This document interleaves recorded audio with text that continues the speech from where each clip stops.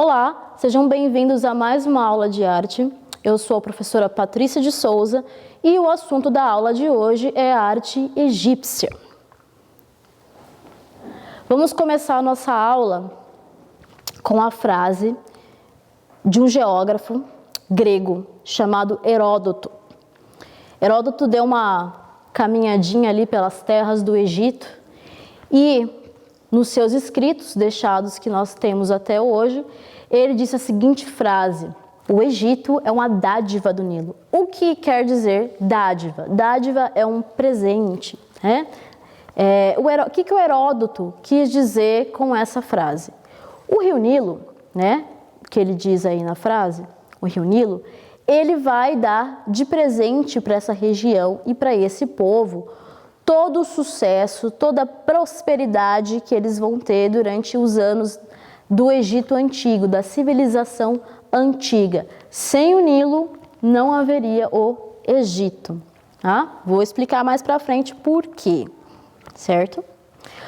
Só para a gente ter uma ideia do que a gente está falando, tempo, espaço, o Egito é um dos países da África subsaariana, certo? Fica ali próximo do deserto do Saara e ele tem proximidade com o mar Mediterrâneo, mais próximo ao continente europeu já. Aí nós estamos falando de geografia, né? Onde que está esse país? Então, no continente africano. É um país que existe até hoje, mas com uma outra cultura, certo? Então, estabelecido o local, e nós vamos para o tempo, nós vamos falar da civilização do Egito Antigo, certo? Aí, entre 3.000 anos antes de Cristo. E vamos falar sobre a arte egípcia. Quais são as principais características da arte egípcia? Bom, a arte egípcia é aquela arte que é a mais famosa, a mais conhecida entre a arte das civilizações antigas. Nós vamos ter aí os povos da Mesopotâmia, próximos, ali em outro crescente fértil. O que é crescente fértil? É um local que vai ter um rio ou dois rios e a civilização vai se desenvolver naquele local por conta da agricultura. Nós precisamos da água, né, para termos o alimento, certo? E a arte egípcia vai ser uma das artes mais comentadas, digamos assim, na mídia, na televisão. Ela vai inspirar novelas, contos e vamos saber um pouquinho mais sobre ela, certo? Vamos para as principais características. Essa é a hora que você pega o caderno e vai começar a fazer os pontinhos de marcação para assistir a aula, certo? Então vamos lá. Vamos lá. Principais características da arte egípcia. Grande padronização. Esse é uma das principais características, certo? Vou falar bastante dela e vocês vão até quase ficar cansados, mas é o que é uma das coisas mais importantes, certo? O que quer dizer essa grande padronização? Toda a arte produzida nesse período vai ter que obedecer regras específicas, não vai poder sair dessas regras. Isso que quer dizer essa grande padronização. Mas e quem produz essa arte? E os artistas? Os artistas não vão aparecer, nós temos registro, né, que os arqueólogos encontraram, mas eles não vão ter essa fama, digamos assim, que quando a gente fala a palavra artista hoje em dia, a gente já entende que é alguém que é famoso. Não vai ter isso, eles vão ser, em sua maioria, considerados anônimos. Por quê? O importante não é a marca do artista.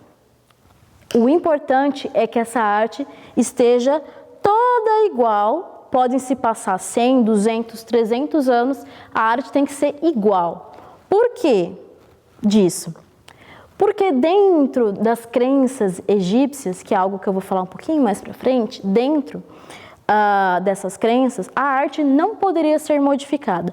É mais ou menos assim. Vamos imaginar que você vestiu uma roupa em determinado momento e o seu time ganhou. Vamos pensar assim. Aí você pensa, bom, no próximo jogo eu vou vestir a mesma camiseta porque vai que o meu time ganha, tá? É mais ou menos essa relação que a arte egípcia tinha, tá, com a religião, e por isso ela seguia essa padronização. Se deu certo uma vez, provavelmente vai dar certo para sempre. Então, esses foram os motivos que levaram a essa grande padronização. Outras características dentro da arte, além da padronização, é que não vai haver um certo naturalismo, tá? As coisas vão ser muito mais simbólicas. Eu já vou explicar por quê. Chegando na outra parte, que das principais características, é a parte da temática, certo? A temática, ela vai definir o que vai ser produzido na arte egípcia. Pintura, escultura, arquitetura, tudo vai ser regido por essa temática. E quais vão ser as principais temáticas da arte egípcia? Religião e política, tá? Por que religião e política? Se a gente pensar no modelo político do Antigo Egito, ele é um governo teocrático. Vamos lá anotar a palavra que às vezes vocês não conhecem. O que é um governo teocrático? Um governo teocrático é um governo em que a religião vai reger como todos os cidadãos vão agir e tomar as suas decisões dentro dessa sociedade, certo?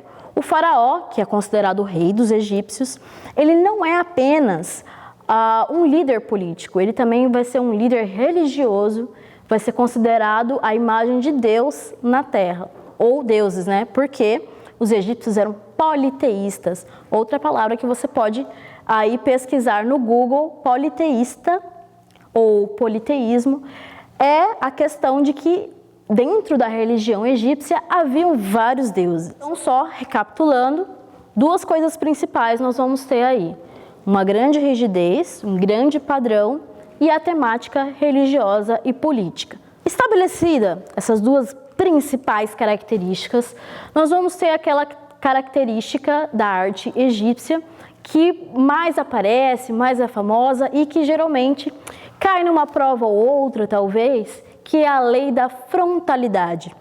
O que é a lei da frontalidade? Bom, se a gente observar aí a imagem, o que será que tem, não de errado, mas de diferente nessa imagem? Bom, o que a gente tem que notar é a ausência de tridimensionalidade, ou seja, não dá para saber exatamente o que está na frente do que, certo? A gente imagina que um braço está na frente do outro, mas a ausência de sombra na imagem não vai nos dar essa informação de tridimensionalidade, tá? Outra característica marcante é que o tronco das imagens humanas representadas sempre vai estar de frente e o rosto de lado, certo? E os membros também sendo representados de lado. E outra característica aí dentro da lei da frontalidade é que os olhos, mesmo com a cabeça de lado, não vão ser representados de lado, e sim de frente. Isso não é só uma regra para pinturas, é também uma regra para relevos. Recapitulando o que eu tinha dito sobre temática, algo que tem que ficar muito claro é que, antes de tudo, a arte egípcia ela é simbólica. O que é um símbolo? Vamos pensar assim, o que é um símbolo? O símbolo é uma imagem que não necessariamente existe na vida real, mas ela tem um valor. Vamos imaginar a imagem de um coração. A imagem do coração, o coração real que tem dentro do nosso corpo não tem aquele formato. Mas, se você vê qualquer imagem daquele coração, aquele formato específico lá, você vai imaginar que é um coração, certo? Isso é o símbolo, tá? É um desenho que tem valor, que agrega um valor e que não necessariamente tem a ver com a realidade. A arte egípcia vai ser como o coração. Ela não vai ser regida por leis de naturalidade. Ela vai ser simbólica. Por que ela vai ser simbólica? A gente tem que imaginar um período em que a maior parte das pessoas não sabiam ler nem escrever. Então, os valores dessa sociedade e tudo que as pessoas precisavam saber tinha que ser informado de alguma forma. E a arte era utilizada, a arte era esse meio de comunicação para a sociedade egípcia. Estabelecido aí, mais ou menos as principais características, a pintura é aquela manifestação artística que mais vai seguir esses pontos de padronização, de temática, certo? Onde é que essas pinturas foram encontradas? As pinturas egípcias nas paredes. Nas paredes, tá? Os faraós se preparavam a vida toda para o momento da sua morte. Isso eu vou explicar mais pra frente, na hora que a gente chegar em arquitetura, certo? Então, a partir do momento que nascia um novo herdeiro, um novo faraó, todo o túmulo dele já ia ser preparado com pinturas da vida dele. Então, todos os feitos da vida dele seriam retratados nessas pinturas. Cor e símbolos vão estar presentes. Que símbolos a gente pode citar? Se a gente for falar de cor, mais pra frente eu vou falar especificamente, mas assim, homens eram retratados com o tom da pele mais escuro e os personagens, quando eu falo personagens, as pessoas retratadas na imagem, elas vão ter tamanhos distintos. Não, lembra? A arte é simbólica, não tem a ver com realidade, então esse tamanho não vai corresponder à realidade. Esse tamanho corresponde ao grau de importância que esse indivíduo tem naquela sociedade. Então, geralmente o faraó era representado maior que os outros indivíduos em uma pintura. Isso significava que ele era maior? Na realidade, não. Mas isso tem a ver com o seu grau de importância. Chegamos aí à questão das cores. Mais uma vez, as cores não vão estar aí à toa, elas têm um papel simbólico, né? Se a gente observar essa imagem aí, cada cor colocada, ela vai ter um significado específico. Por exemplo, o preto vai simbolizar a noite, a morte, tá? A fertilidade e a regeneração. O branco tem o mesmo significado que na nossa sociedade, né? Pureza, verdade. O vermelho também tem um significado próximo com o significado que a gente atribui ao vermelho, que é energia, poder, certo? E o verde era uma cor bem importante para os egípcios, além do azul e do amarelo, do dourado. Por quê? O verde era relacionado ao deus Osíris, tá? Um dos principais deuses egípcios, mais importantes ali dentro da mitologia egípcia. Quando o faraó fazia a passagem de um mundo para outro, quando eu falo de um mundo para o outro, do mundo dos vivos para o mundo dos mortos, certo? A pele do faraó era pintada de verde. Isso significava que ele tinha passado pelo pós, né? Pelo pós-vida e tinha encontrado uma vida boa, uma vida melhor, está com Osíris, então ele teria a pele verde, tá? O amarelo, representado também pelo ouro, tá? Por isso tem muito ouro na arte egípcia, tem a ver com a eternidade, que é o aspecto, né, religioso mais importante para os egípcios antigos. O que quer dizer eternidade? Eles acreditavam que viviam para sempre. Né? Mas como assim para sempre? Em forma de espírito? Não. Eles acreditavam realmente que viveriam para sempre fisicamente. Por isso, eles mumificavam seus mortos, eles tentavam fazer com que o corpo durasse muito mais tempo após a morte, certo? E por último, nós temos o azul. O azul também vai ser uma das cores mais importantes. Por quê? Por conta do céu e por conta do rio Nilo. Lembra anteriormente que eu disse que o rio Nilo era muito importante na sociedade egípcia? Pois é, ele era referenciado a partir dessa cor azul. Saindo um pouco da pintura, nós vamos para a próxima manifestação artística, que é a arquitetura. Vocês estão acompanhando aí a imagem de um obelisco, certo? Utilizamos obelisco nas sociedades humanas até hoje, né? Provavelmente em todas as cidades, pelo menos, tem um obelisco, certo? E se a gente imaginar, fazendo um link com a arte da pré-história, o obelisco seria mais ou menos uma evolução do menhir, tá? Se a gente pensar no formato dele e onde ele era colocado. Quais são as principais características da arte egípcia? Solidez, durabilidade, aspecto misterioso e impenetrável, solenidade, é uma coisa importante, e grandiosidade. Por isso, o tamanho das estruturas arquitetônicas que nós vamos falar mais adiante. Quando a gente fala de arquitetura egípcia ou de arte egípcia, a primeira estrutura que a gente vai imaginar é uma pirâmide, certo? É cartão postal, aparece em vários sites, aparece na televisão, em desenhos, na mídia em geral, todo mundo já viu uma pirâmide num deserto representando a arquitetura egípcia, certo? As pirâmides mais famosas e as maiores, tá? A gente tem que imaginar que dentro do território egípcio tem mais de 100 pirâmides, mas aquelas maiores e mais importantes ficam situadas na região de Gizé.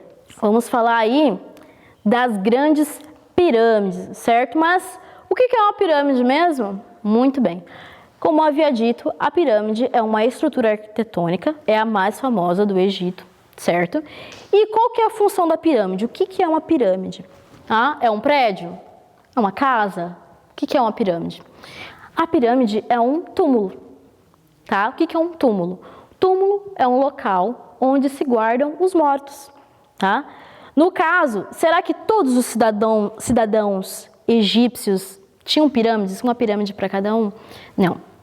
Só quem tinha pirâmide era o faraó. E como eu havia dito anteriormente, essas pirâmides eram fabricadas, eram produzidas durante toda a vida do faraó. Porque, né, todo mundo sabe que uma hora vai morrer. E o faraó se adiantava nesse assunto aí. Eu falo bastante de morte na questão quando eu falo de arte egípcia, porque essa é uma das principais temáticas também, porque está ali na religião, tá?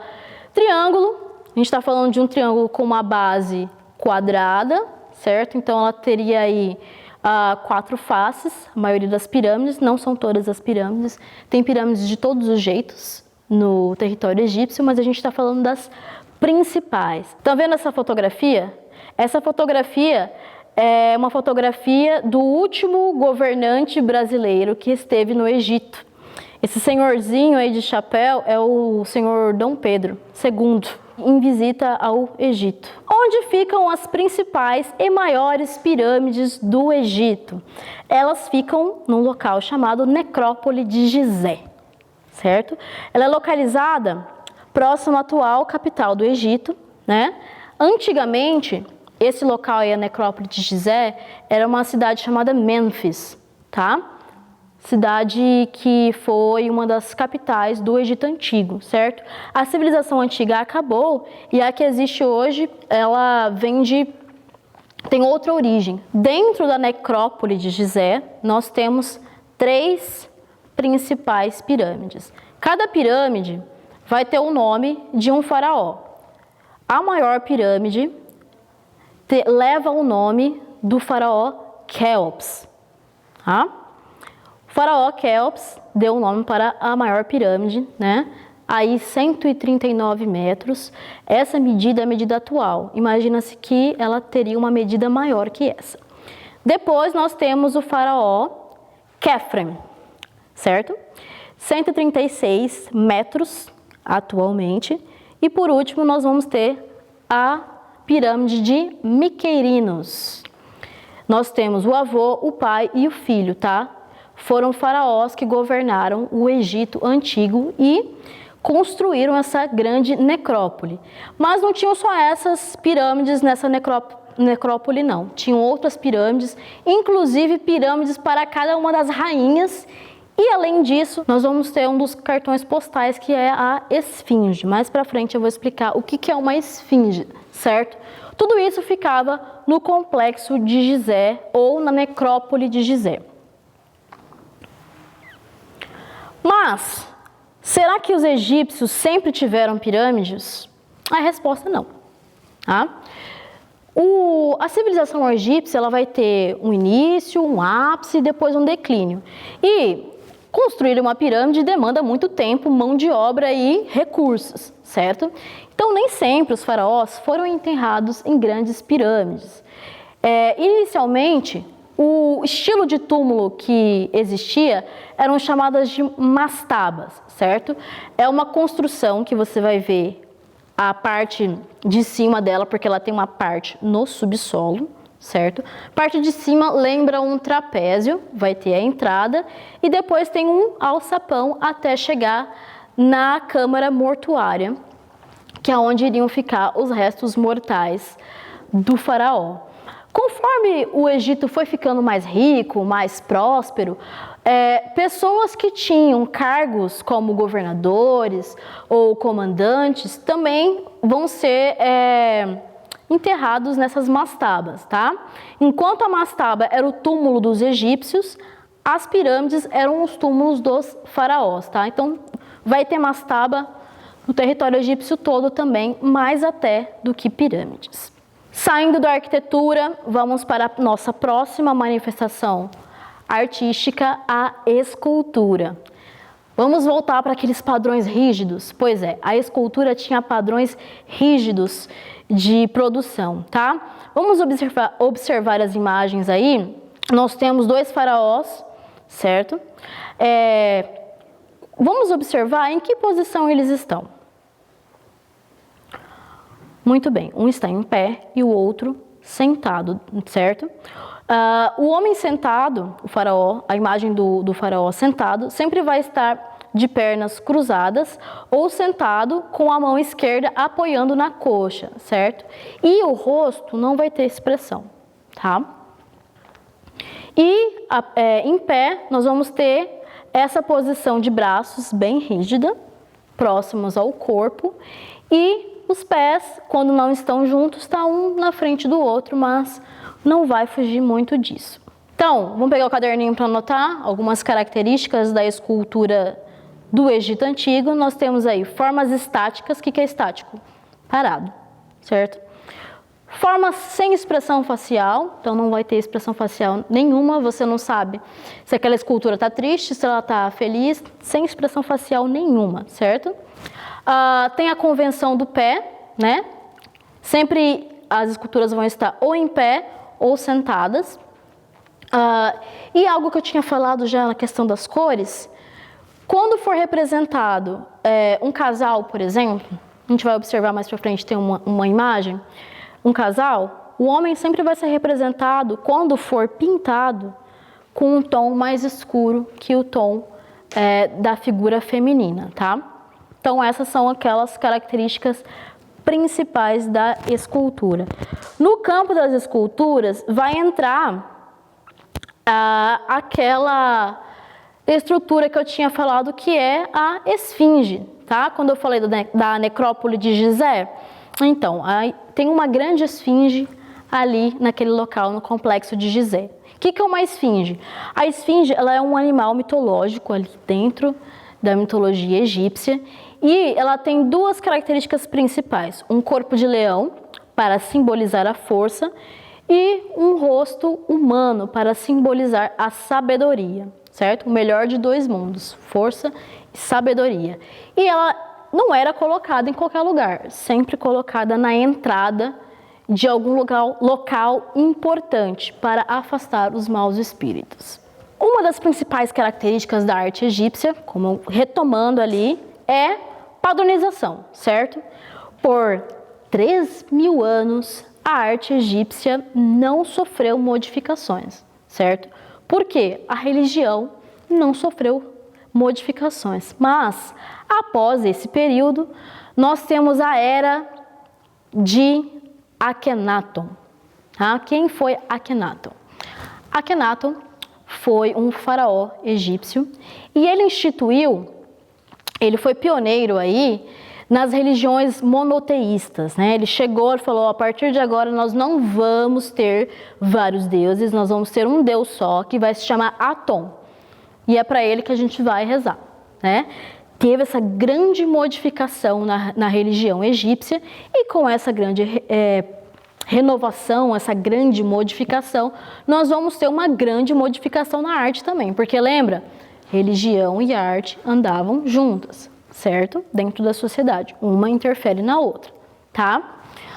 Vamos observar aí 2 coisas nas imagens. os braços um pouco mais soltos. Essa escultura, ela está no Louvre, tá? O museu que fica em Paris, na França, e ela é uma escultura de um bloco de calcário pintado. Duas coisas que nós vamos observar. Primeiro, olha a pele do personagem masculino, que é o Akhenaton, está mais escura que a pele da Nefertiti, que é a esposa dele, tá? E outra coisa, tinha falado dos braços, né? Braços mais soltos, não tão rígidos, né? E formas mais alongadas, né? Nós vamos ter essa grande revolução na arte egípcia, certo? Algumas regras vão continuar. A gente observa aí a lei da frontalidade nesse relevo, tá? Esse relevo aí, para quem não está familiarizado com o termo, o relevo, ele é uma escultura, tá? Porque ele é talhado, tá? Isso é uma peça de pedra talhada, tá? Essa peça de pedra aí é chamada de estela comemorativa. Ela tem mais ou menos o tamanho de uma tábua de carne e ela é colocada nas casas egípcias e dentro das pirâmides, tá? Pendurada mesmo, como se fosse um quadro, certo? Vamos observar aí na imagem algumas características. Formas mais alongadas, não tão rígidas como anteriormente, mas algumas coisas continuam. Por exemplo, olha o tamanho que Akhenaton é representado se a gente comparar com os filhos. Não é proporcional, porque lembra, a arte egípcia é simbólica e bem maior, né?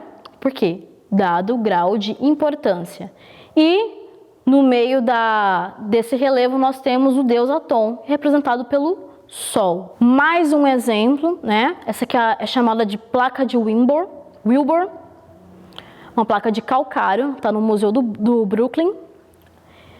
Formas mais naturalistas nós podemos observar, mas a lei da frontalidade está aí ainda, né? Então algumas coisas modificam e outras somem.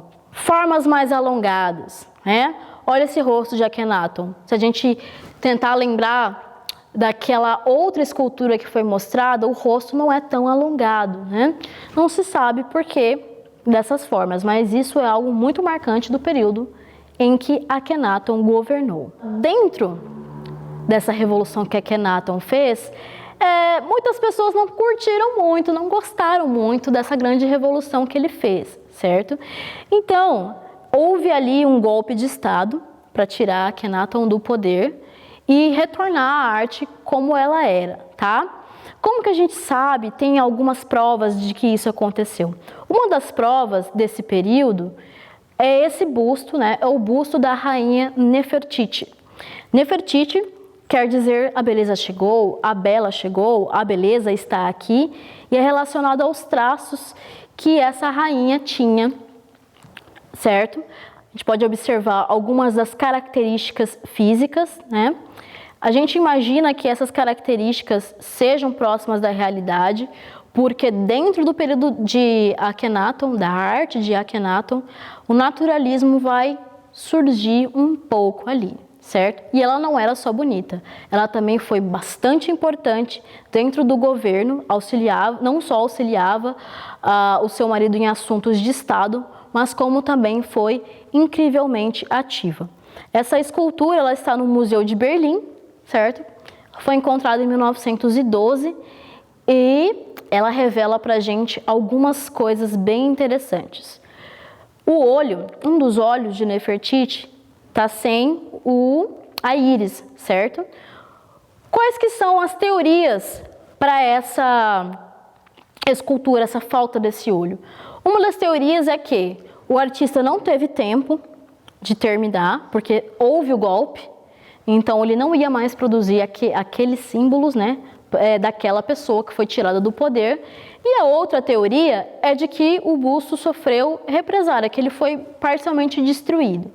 Outra coisa que é bem importante, que a gente consegue observar, o furo, né, que é algo que está aí registrado, a arte funciona como esse registro do passado, certo? Espero que tenham gostado, que tenham aprendido, que tenham feito anotações e até a próxima.